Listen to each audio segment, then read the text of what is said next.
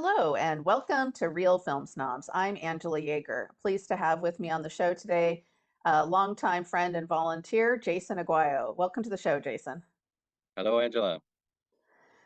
Yeah, and thanks for coming on, Jason. So this show is a tribute to the filmmaker Ida Lupino as part of the She Directs segments. I think we're going to have more of these coming in the future. This is actually an idea that Jason came up with to highlight some women filmmakers, and especially ones, well, I think most women filmmakers probably are not as well known to general audiences. And Ida Lupino, of course, is a trailblazer, one of the only American women really to direct films in the 50s and 40s. And she's also an actress, and she's in some ways more well known for her acting because she was in really famous movies like High Sierra. Um, but interestingly, thing about Ida Lupino growing up, she came from a family of entertainers, and her family really pushed her into acting. But she wanted to be a writer. That was excuse me, that was really her goal all along. She didn't really want to be an actress, but that's just kind of where her journey took her. And then she ended up, almost kind of falling into directing in a way, which we'll talk about when we get to our first film. But I'm curious, Jason, why you wanted to focus on the films of Ida Lupino for this episode. Right. Well, again, I think I had done some director deep dives in the past, and after doing Sidney Lumet, who really did films that had something to say, and I think exploring some female directors, that was true for a lot of female directors, was that, it wasn't just, I mean, certainly there are some that are working in genre, but much fewer opportunities, and they often took the opportunity to say something with their films. So I really appreciated that. And yeah, in trying to put together a list of female directors, Angela, thank you for providing some of those. I was starting with American filmmakers, and I didn't really know much about Ida Lupino. Um, just to say a little bit more what you'd said, she came, from a family of entertainers. There's stories that her dad had built this stage, and she had actually learned all the female parts of Shakespeare as a child, was a star, and actually was suspended a few times. And so that was part of the motivation to do some of the other things that she took on, acting or directing and writing. So yeah, the idea that she did it all was pretty impressive, and doing films that had something to say really, really drew me in. Yeah, and it's interesting. As we mentioned, she was an actor first, but she got into directing her first film, which we're going to talk about here in a second, because the director basically had a medical emergency on like the first day of shooting. She's uncredited in that film, but then she went on to direct films through a company she put together with her then husband, Collier Young, called The Filmmakers, and to produce their own movies. It was independent of the studio system, which I think is really awesome. Again, very unusual in the early 50s to go outside the studio system because the movies were low budget and could be done pretty cheaply, and in many cases did make money. RKO basically had a distribution deal with them to distribute the movies. And she was very interested, and you talked about when we did Sidney Lumet looking at themes for Ida Lupino, they specifically started this company because she wanted to focus on social issues. And so these movies all have pretty strong social issue messages throughout them. But I felt like not in a clunky way. We'll talk about that when we get into the movies. I do want to point out in tribute of this episode, I've got my female filmmaker mug that my great friend Sarah Evans got me for my birthday last year, and it's a mug that an artist in Portland I think made, or an artist that she knew, female directors all on the mug. So that's my for tribute for the She Directs episode. So, Okay, well, we got to move on. So we can review these movies. So we'll start with our first one, which is Not Wanted from 1949. So this one is actually credited to a different director, but he actually had a heart attack, I believe, on the first day of shooting. So, but Ida Lupino insisted that they keep his name on the film. It's about a very young woman who becomes pregnant out of wedlock and gives her baby up for adoption, but then basically begins to come unglued at the thought of her child being out there in the world, and starts to have some mental health issues as a result of it. There's some really interesting aspects to this movie, particularly in the scenes where she's going to this place. It's kind of like a place for, unwed mothers where they're all giving birth and giving up their children, and then she really focuses on the trauma that these young women experience in these kind of almost surrealistic shots within the hospital setting. And I felt like that was really, really impactful and a pretty edgy topic for 1949. So I'm curious what you thought, Jason. Yeah, certainly. And yeah, not something that would be discussed even outside the movies. Those are the kind of things that people sort of hush hushed, and didn't really talk about. Um, I guess kind of framing the story a little bit, she seemed to be a capable working gal that was having a good time, but her home life was a little bit less than to be desired, and she Mhm. falls for some brooding piano player, and As it happens. who rambles on to Capital City, and then she basically kind of follows him there. Um, yeah, I think the both the leads, Sally Forrest and Keith Brazell plays the nice guy Jerry, who ends up falling for her, even though she's reluctant to kind of accept his love. Um, but yeah, I think it explores, all these real feelings around somebody in the situation. I think challenging the idea that she isn't supported more. She kind of runs away because she's afraid of what people are going to think or what's going to happen to her. And actually, she leaves town before she finds out that she's pregnant. And I believe they don't ever say pregnant in the film. They just say unwed mothers and that sort of thing. Um, Hmm. but yeah, exploring a lot of real feelings that you wouldn't really see in films usually at that time. Talking about that hospital, I think um, Ida Lupino's sister plays one of the other unwed mothers who has a pretty Oh, really? extensive dialogue with um, with Sally Forrest, our leads in this one. But yeah, I think a great film. I thought explored real, true feelings, and you got to have empathy for her and everybody around her, except for that piano player. Of course, yeah. And what she did here, which is very unusual for the times, rather than portray this girl as, a slut essentially, or stupid, it's a very sympathetic portrayal of a girl who's a little naive. She has a tough home life. She doesn't get along with her parents. This is like a scenario that seems very realistic, right? And then she falls for this guy who's kind of exciting and gets herself into this situation, but it's all done very sympathetically without judgment, which is very unusual because I think in the 50s it was very like, oh, if you were there would have been a lot of judgment if it was a different type of director, I think, behind the camera. So Right. I really appreciated it about that. So, okay, Agreed. well, I think that is really the thing. Is like this is a discussion of a significant discussion or topic to explore that just was not suitable for films at the time, but pretty courageous to set out. And this is the first film that the Filmmakers Inc. did. So yeah, pretty impressive. yeah, for sure. Okay, we'll move on to the next one, another kind of social issue one. Right. So this strangely this has the same two leads, Sally Force and Kiefer Brazell. This one's called Never Fear, and they are a couple of dancers who are um, coming up routines and trying to find their way and make it big.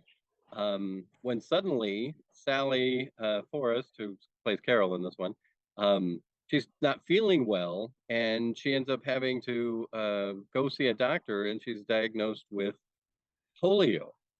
So she is having trouble walking and certainly dancing, and so that throws a wrench in this career that she and her fiance have of finding their way to the big time.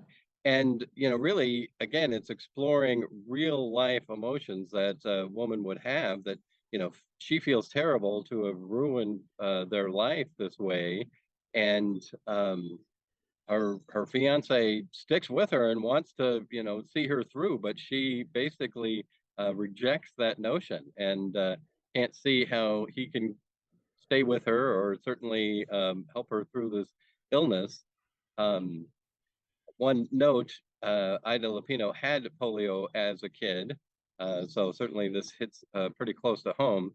Um, but again, exploring some pretty real life emotions. What did you Yeah, think? yeah, I liked this one a lot. And she looks so different in this film from Not Wanted just a year earlier, the change in the hair color. Here she's a little sexier, than she was in Not Wanted. So it's kind of interesting to see the same actress but looks and playing a totally different type of character. The thing that I found really interesting about this that's pretty revolutionary that I don't think Ida Lupino gets enough credit for. I mean, I think when you research this film, you find out about it, but she uses in the rehab center that her character goes to, that the main girl goes to.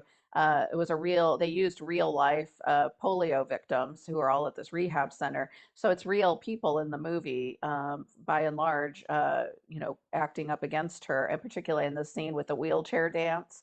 And so that is really, we take things like that for granted in modern films because there's a lot of modern directors who intersect actors with non-professional actors. But in 1950, there was very few people doing that except for in European cinema with directors like Bresson who would use non-professional actors. It was almost unheard of in American cinema at this time. So what she's doing is very cutting edge for American cinema, incorporating real life people with those real life conditions into the plot and as actors per se.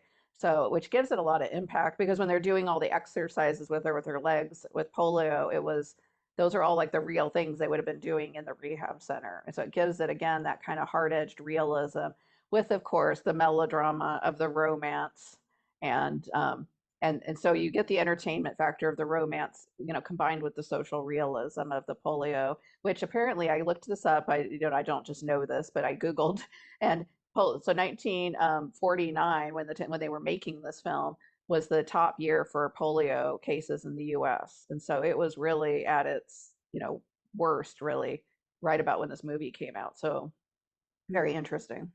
Certainly, I think the romance and I think the kind of tension and stress between the two are significant in this story. The way she reacts, and again, she's just defending herself to like push him away, trying not to ruin both of their lives is really impactful. And yes, the sympathetic look at the handicapped folks in the wheelchair in the real life therapy and activities that was huge. I'm gonna make a little side note here. Um, when I started this exploration, learning about filmmakers and Collier Young, her second husband that she was a partner on in the filmmakers, I happened across a TV show that started on one of my old channels, and it was created by Collier Young. So some Oh, may be familiar with Ironside, which is the series that Raymond Burr did after Perry Mason, and he's wounded by a gun and in a wheelchair the entirety of the series. So I wondered where that came from, but a lot of it must have roots in this movie. The idea that you're going to have a main character who is handicapped and in a wheelchair and coping, and even in the '70s, things weren't ADA accessible. So in 1950, it was less so. right. Well, for sure. Yeah, 88 didn't come in until the 90s. So it would have been a long time until there's wheelchair ramps and things like that. So yeah, and also Ida Pino apparently fell at the beginning of the making of the movie and she hurt her leg and was in a wheelchair for part of the filming as well. So I read that thanks to Wikipedia. So again, another good social realism film. I don't think this is like the best film of the four we're going to talk about because it is so on the nose with the polio and everything, but I definitely can recommend it. And there's just some really great striking scenes where, Isla Lupino is really again able to bring in. I think that wheelchair dance is probably I think it was one of the just there's always these great moments in her films, even ones that aren't like maybe a five-star movie. I thought that sequence was really quite beautiful, actually. So we should move on to the two big ones coming up here. Right. Okay. So, yes, the next film is 1953, The Hitch-Hiker. Again, this is part of the Filmmakers Inc. Production, um, but not so much social commentary, but it's a story about two guys who are on a fishing trip, and they pick up a hitchhiker, and he turns out to be a real bad guy, and basically hijacks them into trying to get him into Mexico and uh, crossing the I guess it's the Bay of California or something, Baja California, into the mainland to get away from authorities.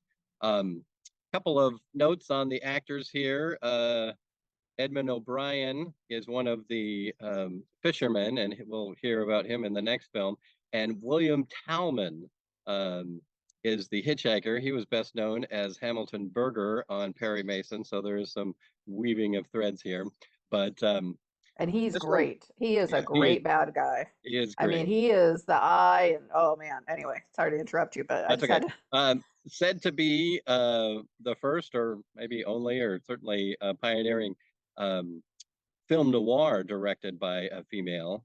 Um, Again, it's very gritty, a lot of crime element, basically a pretty tense story throughout, as these poor guys are under the fist and gun of this evil hitchhiker. And, there isn't really any redeeming qualities to him. He's just evil. In the opening, we've actually seen him commit other crimes, and so from the very beginning that he's just a bad guy. So some of it is the different reactions that the two fishermen have, how to combat their situation, as well as the interactions they have with a lot of just regular people in Mexico as they're trying to flee and stay supplied and make their way to his escape. Yeah, this is her most famous film as a director. This film, The Hitchhiker, is on, it's in the Library of Congress. It's in the 1001 Films You Must See Before You Die. It's considered a classic now. It is a great film noir. You're right. It's not as much of a social commentary movie, although there is a weird coda at the very beginning of the movie that's saying, this could happen to you. It's sort of like a warning, maybe against picking up Yeah, I hitchhikers. mean I that's don't the know. message It's is like, don't pick up yeah, hitchhikers. yeah, don't pick up, uh, crazy looking hitchhikers that look like menacing like this guy does. Because I thought just looking at him, like, there's no way I'm picking up that guy. Yeah. But anyway, but the actors are great. Edmund O'Brien, as you mentioned, he's going to be in the next film we talk about. And, it's really a small cast because it's really most of the film is these three guys, and then there's police chasing as well. So a few things that Ida Lupino does here that I want to note. One is the ramping up the tension. It's a very short film. All of these films really are very short. A lot of them clock in at like 70 minutes, 80 minutes. Longest one I think is maybe 90. I mean, so they're, quick, they just get right to it, right? And the hitchhiker has a lot of tension because these guys are on the road. The kidnapper has them, they have all the power. But what she does is she really focuses on the male friendship, but very unusual again in this time period. The fact that these two guys, and at one point, the bad guy even says to them, "You guys are such losers. One of you could have gotten away if you were willing to sacrifice the other. There's no way I could have kept this going with both of you this whole time." But because they wouldn't leave each other behind, they end up sort of. So there's kind of like a moral there, if you will, about their friendship and where they are. And one of them is he talks about something in the war, so you get the sense these are like, these guys were in the war probably. And so they're used to, and I feel like that was an underlying thing that she doesn't really overplay, but the fact that that's the same thing you would do in war, right? You wouldn't leave your buddy behind. That's where that kind of ethics comes from of those characters. She really ramps up the tension with the film noir, with the music and the lighting, and it has all those great mood pieces. The other thing she does here that's really unusual, and also in the screenplay, is that a lot of the movie is filmed in Mexico, and a lot of Hollywood films just have sort of just abysmal portrayals of Mexicans in the movies, very characterized. And actually in this movie, the main hero at the end, the cop, is a Mexican cop who comes in at the end and kind of helps to save the day, and not stereotyped in horrible ways. And actually most of the people in the film in Mexico are portrayed very sympathetically and not in these horrible stereotypes you would have seen in Hollywood movies at that time. And it really stuck out to me because I've seen a lot of Westerns, for instance, from that time period. And it's always some guy with, stumbling around with a sombrero or some horrible cliche stereotype. And all the characters in this are, just like regular family people or the shopkeeper, they're just regular people going about their business.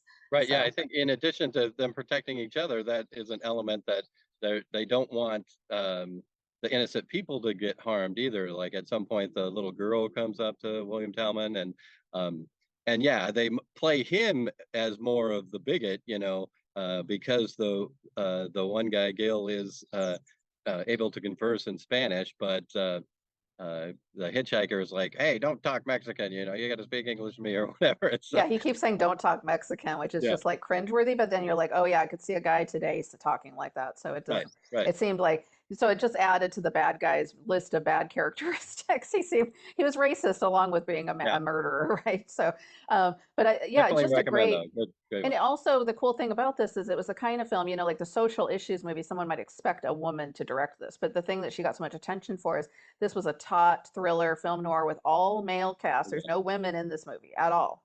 I think the little girl is the only female you see in the whole movie, directed by a woman. So it showed like, hey, I can do the masculine thing too, which is kind of Yeah, cool. So when did Outrage? Now you mentioned Outrage, which was one we didn't get to review, but yeah. because That I was haven't seen it yet. 1950, so that So it was was the same year right as Never after Never Fear. Fear. Yeah. Okay. Oh, okay. Interesting. So that's another one that she directed that we didn't get to talk about, but hopefully maybe a future episode we'll see. Well, I So, guess maybe a little note though, as that kind of points out, is even after the filmmakers dissolved, she kept on directing. She did a bunch of TV and one or two other movies, and a lot of those were genre stuff, just regular jobs. They weren't mhm, message things. So she definitely was a skilled director who could do a lot of things beyond right. these simple messages. And ironically, as we went into the 60s, there were less opportunities for women to direct movies. She basically couldn't find work as a movie director anymore. So people who think about progression, think about that. It actually Yeah. became harder for women to make movies in the 60s. The So one she thing turned to TV.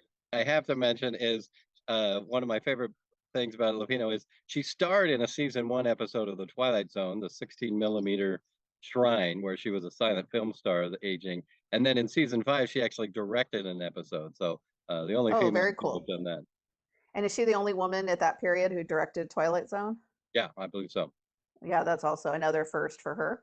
So we'll get to this next one, which even though The Hitchhiker in many cases is considered her best film, I think this next one is right up there with it, if not better.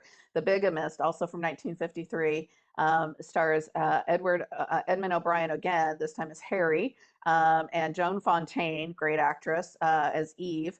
And they're a married couple who want to adopt a child because Eve is not able to have children. And the adoption agent, in a very strange plot twist, does a full investigation like a detective into their lives, and soon turns up that Harry's got some stuff going on the side. And by stuff, I mean another wife, played by Ida Lupino herself as Phyllis, who is a waitress that he first befriended and during his many long business trips down to Los Angeles, and then it turned into something more. And through a series of almost kind of flashbacks, as he's telling the investigator about what happened and how he got to this situation, we learn about how he ended up having two wives essentially. Couple things, there's lots of juicy stuff with this movie. First of all, just the title, The Bigamist, gets your attention right away, right? It's the first film in America ever directed by a woman where she also starred in the film, so where she directed herself essentially. So that was a first. Joan Fontaine was married to Collier Young, Yeah, so so who Collier Young was was a writer on this movie. He was married to right. Ida Lupino. He co-wrote it, yeah, because it was co-written by Ida Lupino and Collier Young.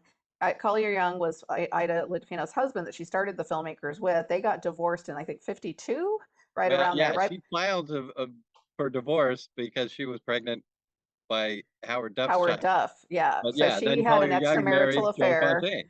Yeah, and then they star, and then Joan Fontaine then stars in this movie. So there's some weird, there's like behind the scenes stuff happening. There's also a scene on a bus where they're showing stars' homes, and they're driving by, and they're actually the real stars' homes. And so that was Ida Lupino having some fun. She got permission from them to do that. So Yeah, they were all people she knew in Hollywood.